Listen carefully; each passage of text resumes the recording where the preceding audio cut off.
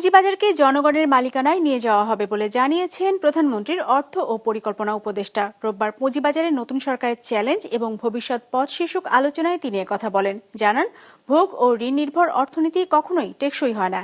এ সময় securities and exchange কমিশনের chairman জানান, অনিয়মে জড়িত 200 ব্যক্তি ও প্রতিষ্ঠানের বিরুদ্ধে ব্যবস্থা নিয়েছে কমিশন।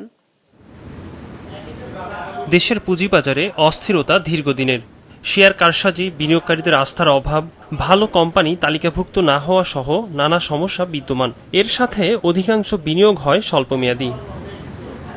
তথ্য বলছে, বিগত 1.5 বছরে মিউচুয়াল ফান্ড অনুমোদন করা হয়েছে 154 কোটি টাকা। সামগ্রিকভাবে দেশের পুঁজিবাজারে বাজার মূলধনের মাত্র 1.4% মিউচুয়াল ফান্ড, যেখানে ভারতে রয়েছে 15.2%, আর চীনের 24.3%।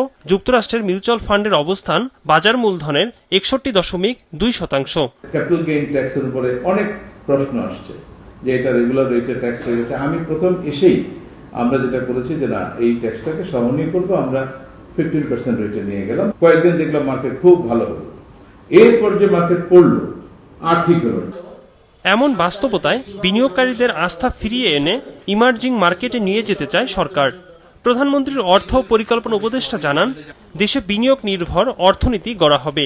এখানে নিয়মের কোনো হেরফের হলে শাস্তি পেতে হবে বলেও হুঁশিয়ার করেন তিনি। মার্কেটের রেগুলেটররা নিজেরাই এমনভাবে নিশ্চিত করেন যাতে করে সাধারণ জনগণ স্বস্তি পায় যে আমাদের অডিট ব্যবস্থা ঠিক আছে, আমাদের অ্যাসেসরের কাজ ঠিক আছে, আমাদের ক্রেডিট রেটিং এজেন্সির ঠিক আছে, এবং তাদের যদি ব্যত্যয় ঘটে তাহলে সেক্ষেত্রে তারা তাদের জন্যে যেমন একদিকে রিওয়ার্ড থাকা দরকার, তেমনি তার বিপরীতধর্মী বিষয় অর্থাৎ শাস্তিরও ব্যবস্থা থাকা দরকার। পুঁজিবাজারের রূপান্তর অর্থাৎ হচ্ছে সাধারণ মানুষের বাজারে পরিণত হয়, সেগুলোর আমরা পদক্ষেপগুলো আমরা হাজির করব।